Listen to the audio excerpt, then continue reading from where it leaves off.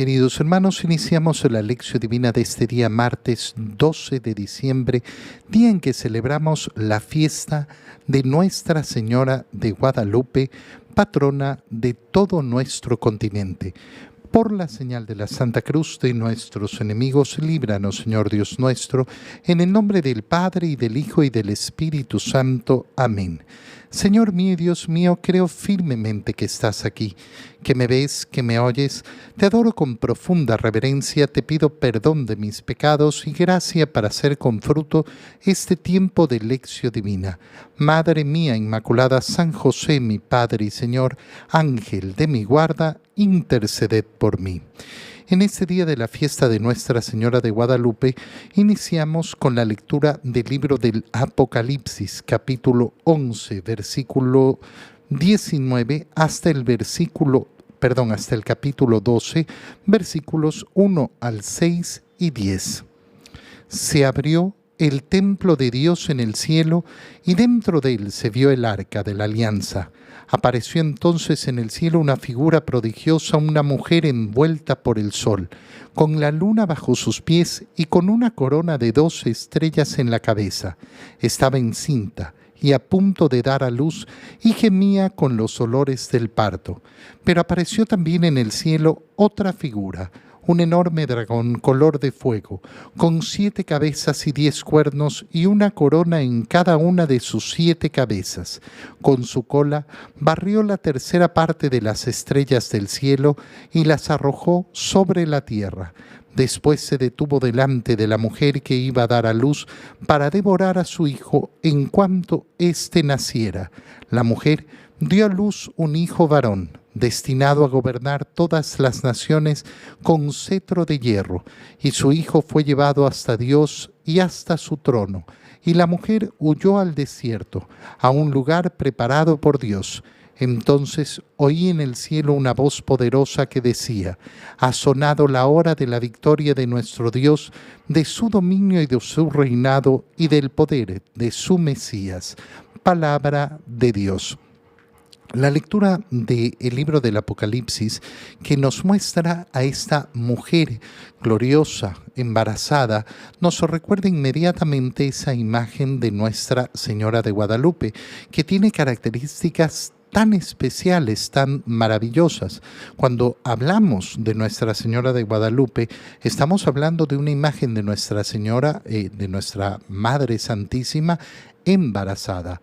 El lazo que tiene en su cintura sobre el vientre está comunicando efectivamente esa condición de embarazada.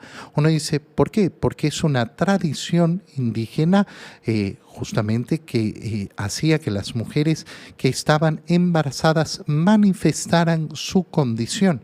Esa condición alegre, esa condición feliz, esa condición que siempre tiene que ser respetada, velada y cuidada. Fíjate cómo la tradición de un pueblo había establecido efectivamente que las mujeres manifestaran a todos que llevaban a un niño en su vientre, de tal manera que se pusiera especial atención en ellas. Tal y como hacemos hoy día cuando encontramos efectivamente una fila destinada para las embarazadas, un asiento destinado para las embarazadas. Es algo tan precioso y tan poderoso en la sociedad que lamentablemente no se respeta como se debería respetar. Se quiere, pero no se quiere. Y por eso vivimos en una cultura como la que vivimos, donde no se respeta efectivamente esa condición de esa vida humana que está creciendo en el vientre de su madre. Ahora, la primera idea preciosa que surge en la lectura del Apocalipsis es la siguiente: se abrió el templo de Dios. Fíjate lo que se nos está diciendo: el templo de Dios se abre y dentro de él se ve el arca. ¿De qué arca se está hablando? Del arca de la alianza. ¿Cuál era el arca de la alianza? El arca de la alianza es aquella arca, aquel cofre grande que manda Dios a construir a Moisés durante el tiempo en que están en el desierto. En el arca se va a colocar las tablas de la ley.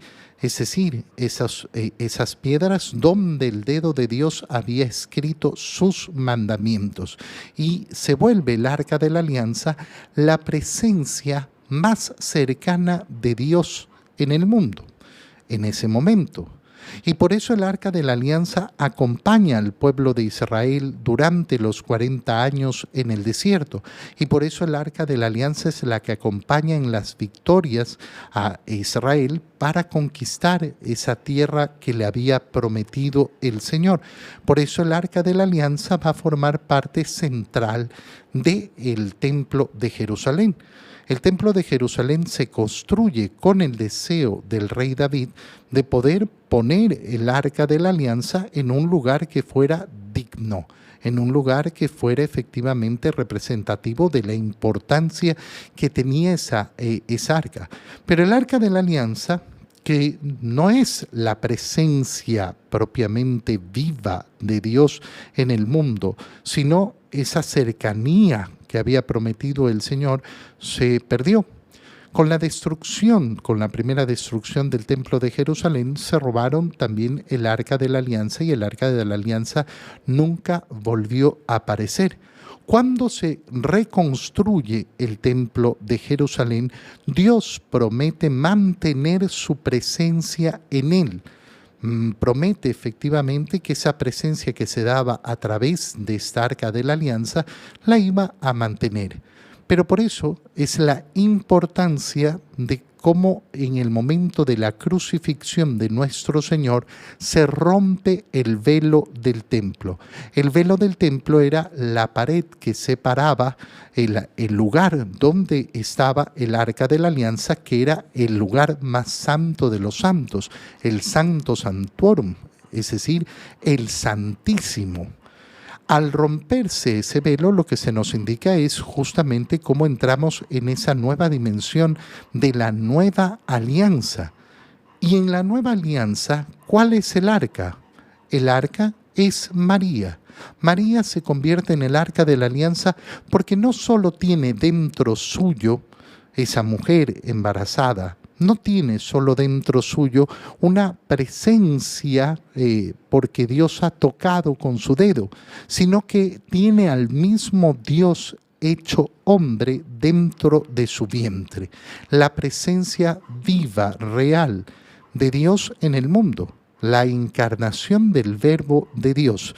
Entonces, claro, delante de esa vieja imagen del Arca de la Alianza, María se constituye en una nueva arca, pero además con toda la perfección. Ya no es simplemente esa presencia, sí, un poquito de cercanía. No, es el Emmanuel, el Dios con nosotros. El Dios con nosotros. Entonces, fíjate qué importante es esa visión que está teniendo el apóstol San Juan y que nos cuenta en el libro del Apocalipsis. Se vio el Arca de la Alianza y aparece en el cielo una figura prodigiosa. Oye, qué palabras tan tremendas. Una figura prodigiosa. ¿Y cuál era esta figura prodigiosa? Una mujer envuelta por el sol, con la luna bajo sus pies y con una corona de 12 estrellas en la cabeza. Una mujer que, como decíamos al inicio, estaba encinta, a punto de dar a luz. Y esta es efectivamente la mujer que porta aquel que va a vencer al dragón, porque aparece ese dragón que tiene color de fuego y 7 cabezas y con su cola barre la tercera parte de las estrellas y se muestra su gran poder y su gran capacidad de destruir. Y cómo estaba esperando a que la mujer diera a luz, ¿para qué? Para devorar a su hijo apenas naciera. Qué bonito es leer esto justamente en este tiempo de Adviento en que nos preparamos para recordar esa natividad de Jesús en Belén, el misterio de la natividad en Belén, que se dio en la completa humildad. ¿Por qué el dragón no pudo destruir ni devorar al hijo? Porque ni siquiera supo dónde nació. Para el demonio fue un gran misterio. Y por eso, a pesar de que se intentó matar al niño Jesús y se mataron a los niños inocentes, al niño no se lo tocó. Pero la mujer por eso dio a luz un varón destinado a gobernar todas las naciones con cetro de hierro. Y su hijo fue llevado hasta Dios y hasta su trono. Y la mujer a un desierto preparado por Dios, es decir, a un lugar completamente seguro, donde no le harán daño. Y entonces se oye la voz maravillosa: ha sonado la hora de la victoria de nuestro Dios, de su dominio y de su reinado y del poder de su Mesías. ¿Qué significa? Significa que toda esta lectura lo que nos está mostrando es justamente cómo a través de esta mujer, que es un signo prodigioso, ha llegado ese Mesías, ese Salvador al mundo. En el Evangelio, leemos el Evangelio de San Lucas, capítulo 1, versículos 26 al 38. En aquel tiempo, el ángel Gabriel fue enviado por Dios a una ciudad de Galilea llamada Nazaret, a una virgen desposada con un varón de la estirpe de David llamado José. La virgen se llamaba María. Entró el ángel a donde ella estaba y le dijo: «Alégrate, llena de gracia, el Señor está contigo». Al oír estas palabras, ella se preocupó mucho y se preguntaba qué querría decir semejante saludo. El ángel le dijo: «No temas, María, porque has hallado gracia ante Dios. Vas a concebir y a dar a luz un hijo y le pondrás por nombre Jesús. Él será grande y será llamado Hijo del Altísimo. El Señor Dios le dará el trono de David su padre, y él reinará sobre la casa de Jacob por los siglos, y su reinado no tendrá fin».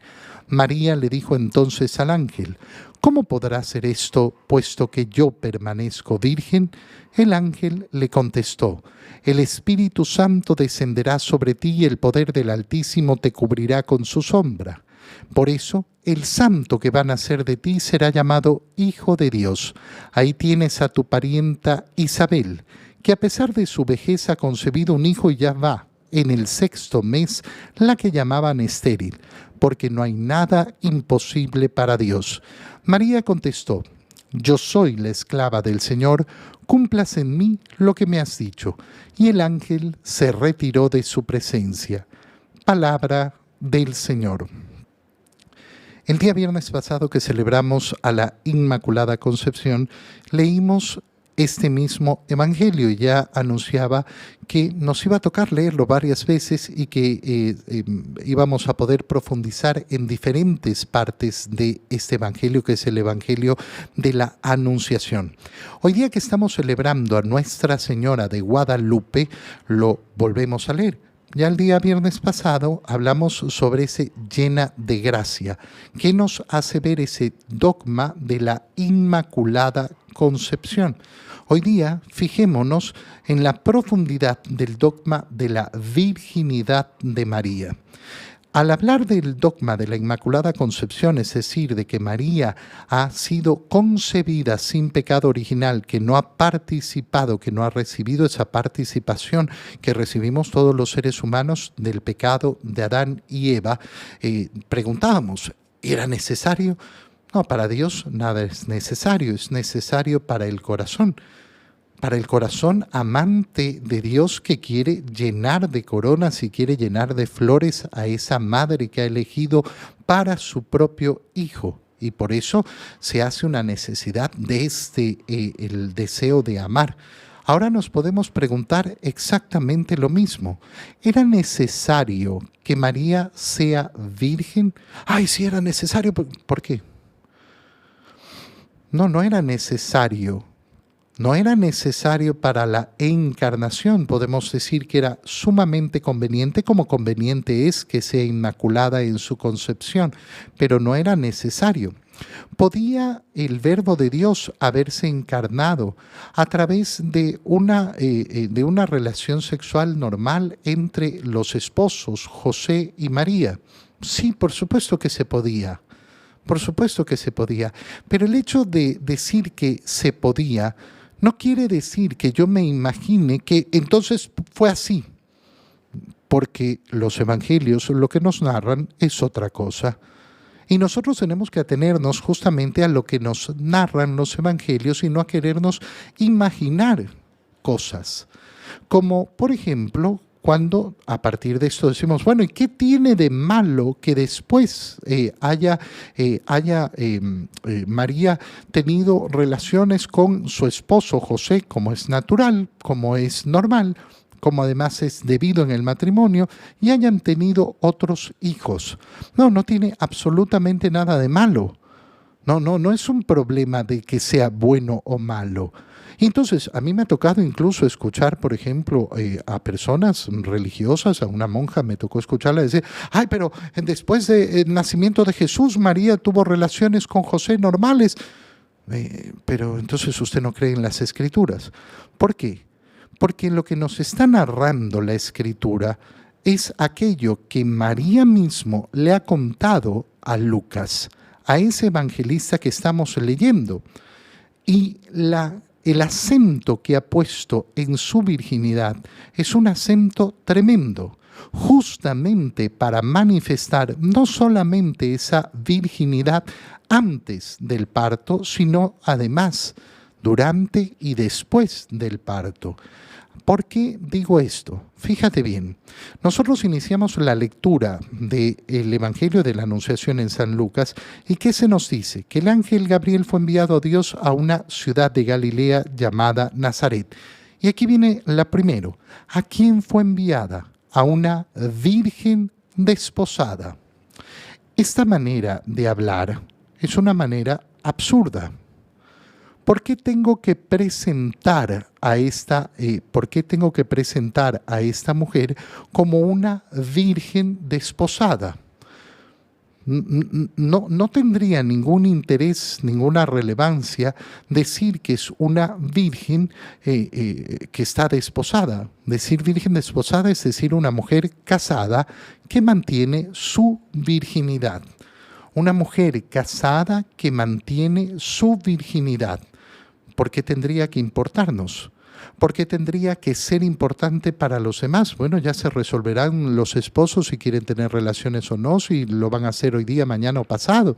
Es parte de una intimidad que no le pertenece a nadie más.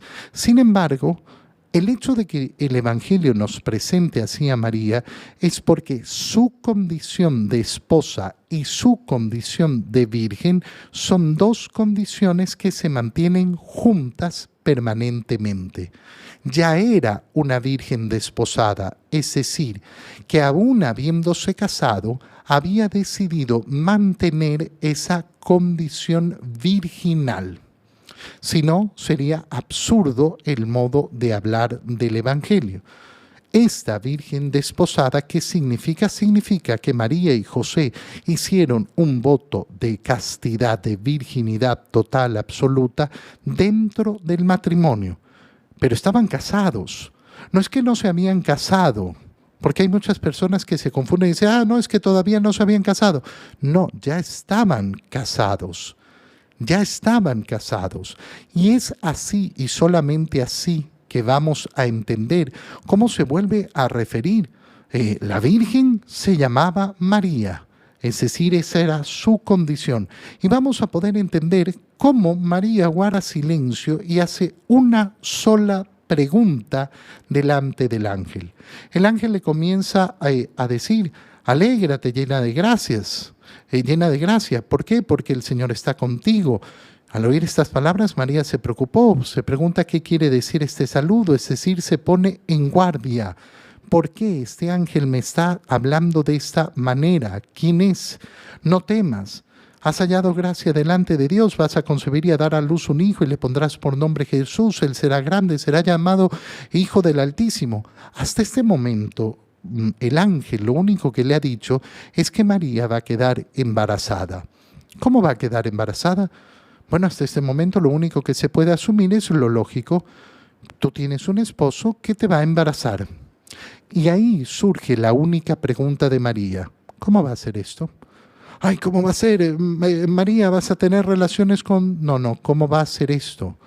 Porque yo soy una virgen desposada. esa condición de virginidad y esa condición de esposa van unidas, se respetan la una a la otra, viven juntas, la virginidad y el matrimonio. Y entonces, ¿cómo Dios me va a pedir que yo rompa ese voto que he hecho de mantenerme virgen? Y entonces el ángel le explica, no va a ser por una relación sexual. Vas a concebir por obra y gracia del Espíritu Santo. Y ante estas palabras María no dice nada más. Aquí está la esclava del Señor. Hágase en mí según tu palabra. ¿Por qué? Porque no tengo que romper ese voto de virginidad que he hecho al entrar en el matrimonio. Te doy gracias, Dios mío, por los buenos propósitos, afectos e inspiraciones que me has comunicado en este tiempo de lección divina. Te pido ayuda para ponerlos por obra. Madre mía Inmaculada, San José, mi Padre y Señor, Ángel de mi guarda, interceded por mí. Nuestra Señora de Guadalupe ruega por nosotros. Que el Señor los bendiga y los cuide en el nombre del Padre, y del Hijo, y del Espíritu Santo. Amén. Una feliz fiesta de Nuestra Señora de Guadalupe para todos.